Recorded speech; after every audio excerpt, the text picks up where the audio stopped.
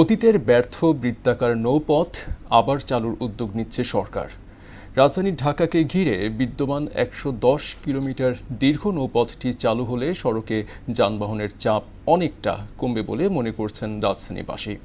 তবে অতীত থেকে শিক্ষা না নিলে এ প্রকল্প আবারও ব্যর্থ হওয়ার আশঙ্কাও আছে।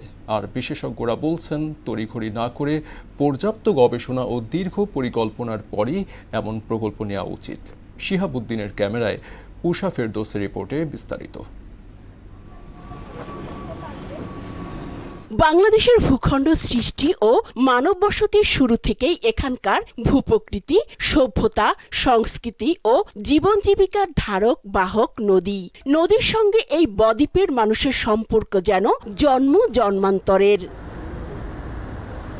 রাজধানী ঢাকাকে ঘিরে তুরাগ, বুড়িগঙ্গা, শীতলক্ষ্যা ও বালু এই চারটি নদ নদীর ১১০ কিলোমিটার নৌপথ রয়েছে। এগুলো ব্যবহার করে ঢাকার চারপাশে বৃত্তাকার নৌপথ চালু করলে নগরীর সড়কে যানবাহনের চাপ অনেকটা কমে যাবে বলে মনে করছেন রাজধানীবাসী। সদরঘাট যাওয়া যায়, গাবতলী যাওয়া যায়, কিন্তু যাত্রী কম হয় বুঝে এখন ওয়াটার বাসটা বন্ধ হয়ে গেছে। অনেক উন্নত দেশে তো এরকম ওয়াটার বাসের ব্যবস্থা আছে আমরা যতদূর জানি। তো যদি সুন্দর ব্যবস্থাপনার মাধ্যমে এটা করা যায়, অবশ্যই এটা সফল হবে।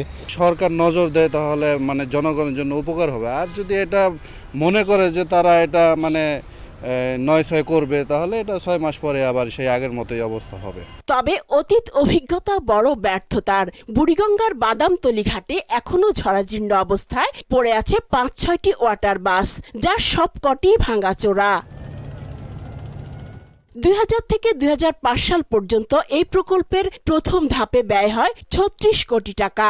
দ্বিতীয় ধাপে ২০০৭ থেকে ২০১০ সাল পর্যন্ত ব্যয় হয় আরও ৪৭.৫ কোটি টাকা। বিআইডব্লিউটিসির তথ্যমতে সব মিলিয়ে বৃত্তাকার নৌপথ প্রকল্পে সরকারের ব্যয় হয়েছে প্রায় ১২২ কোটি টাকা। বিপরীতে আয় মাত্র ২,৫২,০০,০০০ টাকা।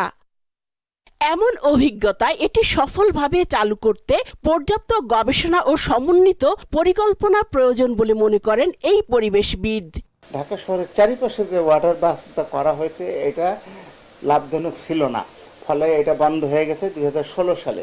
গভর্নমেন্ট যদি আবার করতে চায়, প্রপার একটা ফিজিবিলিটি স্টাডি করা উচিত যে নাব্যতার যদি ঘাটতি থাকে কিভাবে নাব্যতা ফেরত আনতে হবে, যদি ড্রেজিং করতে হয় সেটা কত বছর থাকবে। এইভাবে কস্ট বেনিফিট অ্যানালাইসিস করে যদি আমরা চিন্তা করি, তাহলে এটা লাভবান একটা প্রজেক্ট হবে। নাব্য রক্ষা, দূষণ নিয়ন্ত্রণ ও সাশ্রয়ী এবং সময়নিষ্ঠ সেবা নিশ্চিত করা এই উদ্যোগের সবচেয়ে বড় চ্যালেঞ্জ বলেও মত দেন তিনি।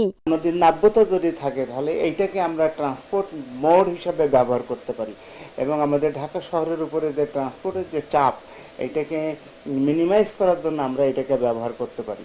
বৃত্তাকার এই নৌপথে বিদ্যমান ২৮টি সেতুও নৌযান চালুর বড় বাধা বলেও মনে করেন বিশ্লেষকরা।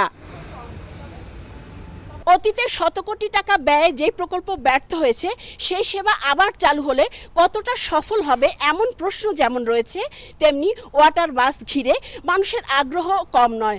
তবে গবেষকরা বলছেন, ঢাকা ঘিরে ১১০ কিলোমিটার নৌপথ চালু করতে প্রয়োজন দীর্ঘমেয়াদী গবেষণাধর্মী প্রকল্প। উষা ফেরদৌস, মোহনা সংবাদ, ঢাকা।